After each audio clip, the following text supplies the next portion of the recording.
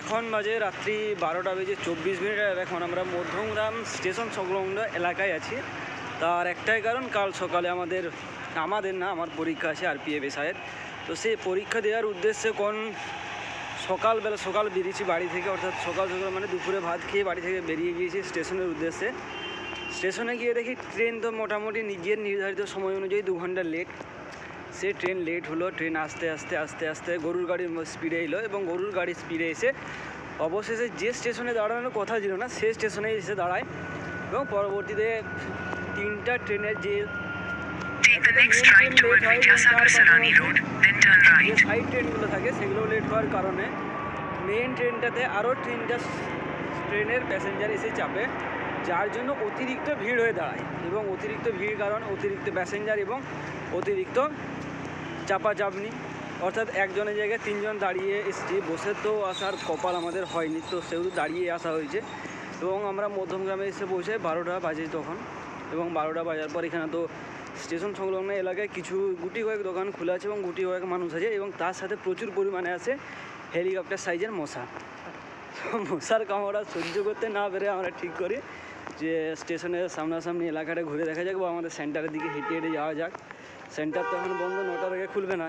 এবং আমার পরীক্ষাও রয়েছে দুপুর 12:30 এবং আমাদেরকে কালকেই বাড়ি ফিরে যেতে হবে। অর্থাৎ আমাদের হাওড়া থেকে ট্রেন রয়েছে, সেটা 5:30 বা 5:50 এই সময়ে আসবে।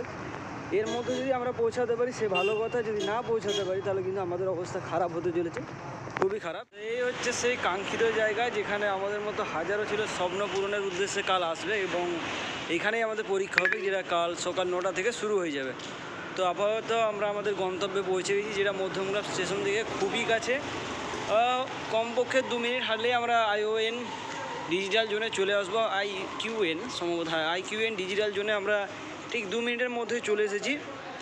এখানে থাকার জন্য ছোটোখাটো পার্কের ব্যবস্থা আছে, যেখানে তোমরা চাইলে রেস্ট করতে পারো, বা যাদের সামনে পরীক্ষা আছে তারা অবশ্যই এখানে এলে, এখানের লোকেরা তো মানে মোটামুটি যত রাত হোক যাকে জিজ্ঞাসা করলাম সেই রাস্তা বলে দিল, এবং একজনকে দেখিয়েও দিল এবং বললো যে তোমরা পার্কে থাকতে পারো, অবশ্যই তোমার কোথায় বাড়ি এটা জিজ্ঞাসা করবে, যেটা একটা সাধারণ ব্যাপার। এখন বর্তমানে যে পরিস্থিতি এবং যে সময় সে অনুযায়ী তো এটা করাটাই দরকার অবশ্যই। তো এই হচ্ছে সেই জায়গা। আরও একবার দেখানো যাক তোমাদেরকে এই 4তলা বিল্ডিং, যেটা আমাদের মতো হাজারো ছেলে স্বপ্ন পূরণ করবে হয়তো, এবং আমাদের মতো আরও কিছু ছেলেকে এইখানেই পাঠাবে যাদের কর্তব্যরত অবস্থায় ডিউটি পালন করতে হবে। তো বাকিবার দেখা হচ্ছে কাল পরীক্ষার পর, ততক্ষণের জন্য। মধ্যমগ্রামের এক ফেমাস মানুষের দোকানে আপাতত আমরা আছি, যার নাম উজ্জ্বলদা। আশা করি তোমরা সবাই শুনেছো। তো আমার এই পেছনেই ঠিক রয়েছে উজ্জ্বলদার বিরিয়ানির দোকান, যেটা তোমরা দেখতে পাচ্ছ স্পষ্ট ভাষায়। মধ্যমগ্রামের ফেমাস মানুষ উজ্জ্বলদা, যার বিরিয়ানির দোকানের সামনে এখন আমরা দাঁড়িয়ে রয়েছি। এবং এখানে তো ফাইনালি আমরা আমাদের ঘরের কাছাকাছি চলে এসেছি, গড়বেতা স্টেশনে। কালকে যাওয়ার সময় ট্রেন লেট, আজকে ঘর যাওয়ার সময় ট্রেন লেট। যে ট্রেন 8:30টার সময় এখান থেকে ছেড়ে আমাদের গন্তব্যস্থলে যাওয়ার কথা ছিল, সেই ট্রেনই এখনও আসেনি, যে সেটা দেখাচ্ছে 9টায় আসবে, এবং আমরা 9:30টাতে বাড়ি ফিরবো। যাওয়ার সময় লেট, আসার সময় লেট, এবং মানে এই যে একটা দুর্ভোগের কী বলবো, মানে ভোগান্তির শেষ না যাকে বলে, তো সেরকম একটা ভোগান্তির মধ্য দিয়ে আমরা যাচ্ছি।